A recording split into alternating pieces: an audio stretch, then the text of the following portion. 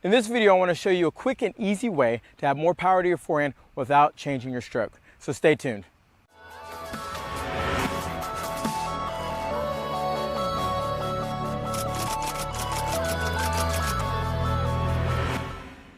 Most of the time when we think about more power, we think about that we have to change our stroke, that we have to do this and that. But actually, you can get a lot more power inside your stroke just by learning how to use your weight better. And I'm going to explain exactly what I mean. So, why is this important? Well, an easy way of adding more power to your forehand is simply transferring more force through the ball when you hit it without having to swing harder. So how are we going to do that? Well, all the force comes from where? The ground. I call it ground force. Whenever you think about put my racket down, if I want to jump, okay, what do I have to do? I have to really press on the ground to push against it. So if I jump without bending my knees, I can't jump that high. But the moment I start pushing into the ground more, I'm able to get more force to actually jump a lot higher, okay? So how are we going to relate this to our forehand? It's very, very simple. You have a stage in your forehand when you're loading, and this is so crucial. The more you load correctly, the more power and more weight you're going to be able to transfer through the ball.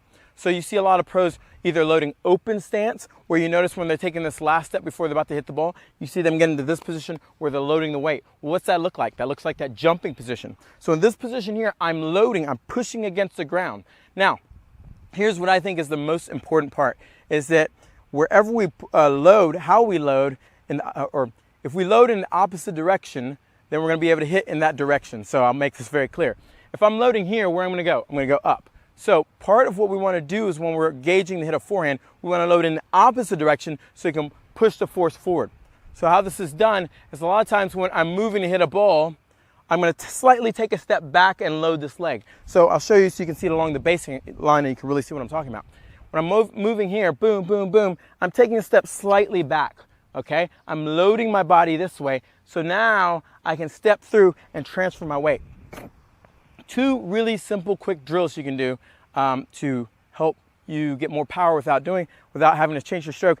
It's just simply getting the habit of loading this way. I'm slightly stepping back, and what I call this is the tap drill. Okay, so it looks kind of weird, but I'll explain again. Split. I'm going to load back and tap. Now here's the reason why I'm tapping as a great drill, because a lot of times when players load this leg, they instantly step forward if they're stepping into the ball, and guess what? Their weight's already transferred forward, and then they hit. Okay, what we want to do is keep the weight on our back leg. We want to keep that loaded weight and step forward, but have most of the weight on my back leg, so when the ball gets to my strike zone, I can then, boom, hit. So that's why it's important to go, boom, outside, take that back step, tap 2 times, and have a friend just go out and feed you a ball. Or you can do it on your own. Boom, outside leg, step back, tap, tap, swing when the ball gets there. One more drill you can do is simply by using a medicine ball. So I have an 8-pound medicine ball. It can be 5 pounds as long as it has some weight. Since the medicine ball has weight, you're going to really feel where you're going to start placing that weight. And all we want to do is the exact same thing. Step out, boom, you really feel that weight in this leg because I have more weight here. And now, especially when you lift this leg up, you feel the weight driving through the ground, and then we want to toss it, okay? So I'm just going to go boom, load, step, and toss. You feel the transition a lot better, especially with the weight. Look at the difference here. This is the incorrect way of doing it. You notice how I step first and then I try to swing. Well, if you do that, you're going to feel it being very disjointed. So this is a great drill to do with a medicine ball. So I hope you go out and practice this drill. You can do it without a medicine ball, doing the tap, tap drill, or with a medicine ball to get more power in your forehand. Remember, power comes from the ground force. That's the stabilizing power that you can use in your forehand, your backhand. But in this sense, you really want to focus on loading that leg so you can transfer that weight forward. Hopefully you got something out of this video. Make sure you leave me a comment below and like this video if you feel like it can get your forehand more power.